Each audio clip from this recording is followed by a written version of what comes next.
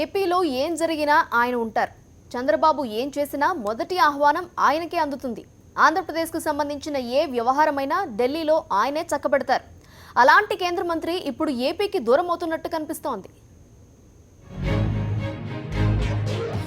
ఏపీకి దూరంగా వెంకయ్య, పీఎం మోదీ పర్యటనలో కనిపించని వెంకయ్య, తిరుపతి పర్యటనకు గైర్హాజరు, బీజేపీలో మారుతున్న సమీకరణాలు, పోలవరం ఈవెంట్కు రాని వెంకయ్య, అధిష్టానానికి ఏపీ పరిణామాలపై నివేదిక ఇచ్చిన సిద్ధార్థనాథ్ సింగ్, చంద్రబాబును వెనకేసుకొస్తున్న వెంకయ్యపై చర్చ.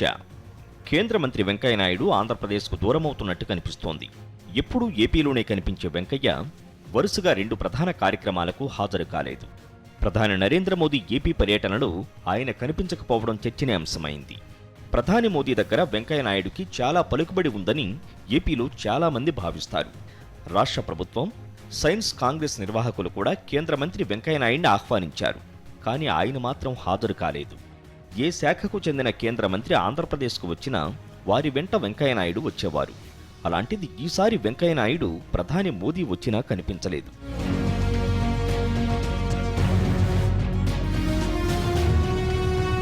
ఈ పర్యటనే కాదు, గత వారం జరిగిన పోలవరం ప్రాజెక్టు కాంక్రీటు పనుల ప్రారంభోత్సవానికి ఆయన హాజరు కాలేదు.